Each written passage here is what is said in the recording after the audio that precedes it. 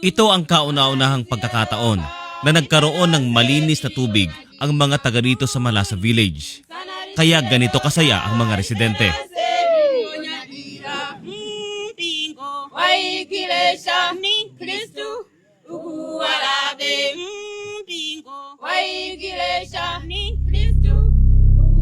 Bagamat sa mga nakaraang taon ay marami na ring naging proyekto ng mga water pump si Engineer Dalitso, pero ayon sa kanya, ang kalagayan ng village na ito ng Malasa ay kakaiba.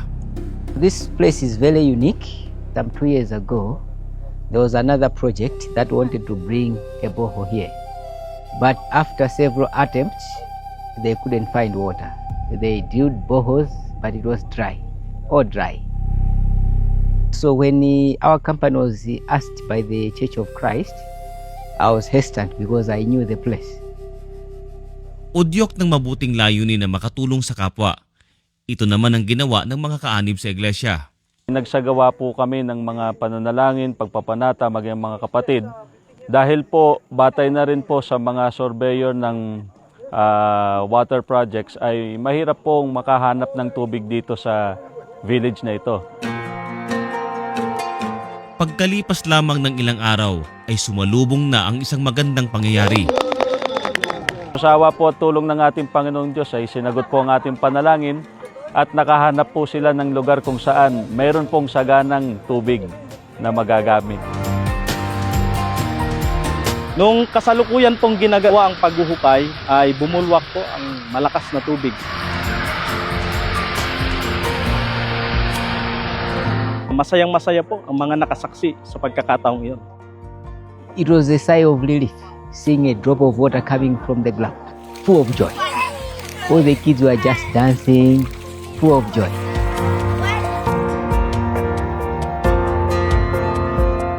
Ito ang unang pagkakataon na nagkaroon ng water pump dito sa Malasa Village na kanilang mapagkukunan ng malinis na tubig. Here in Malawi, we used to say water is life.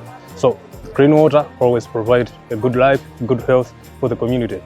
Moving forward, these kids were smiling. For them, this is the new beginning of what is known as the bright future for them. Tasangala kwambiri wari kunalibwesedira olanyawani. Bukod sa pagkakaloob ng borehole water pump na siyang pagmumula ng malinis na tubig ng komunidad, ay nagkaloob din ng Iglesia ni Cristo ng kanilang mahakain.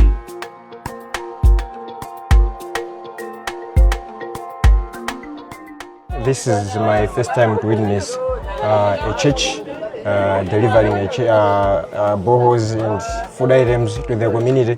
I think this is one of the great development I have witnessed since I joined this media industry. Thank you, my Church of Christ. I'm so happy. If you help my family, I'm so happy.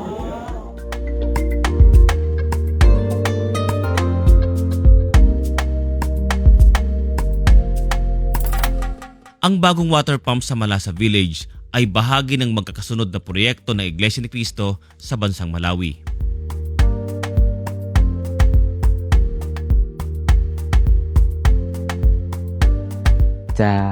Having a water close by the church, and yet beside there, 2 years ago we couldn't get water.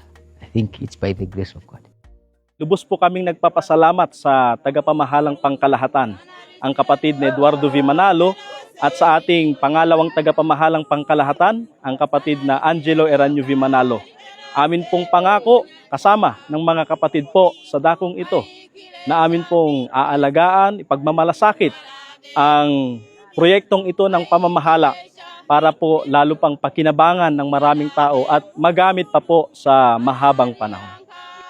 Sa panig ng mga kaanib sa Iglesia ni Cristo, sa pamamagitan ng isang awitin, ay kanilang inihayag ang pagdakila sa Panginoong Diyos na siyang nagkaloob sa kanila ng malaking biyaya na ito sa liblib na dako ng Malawi.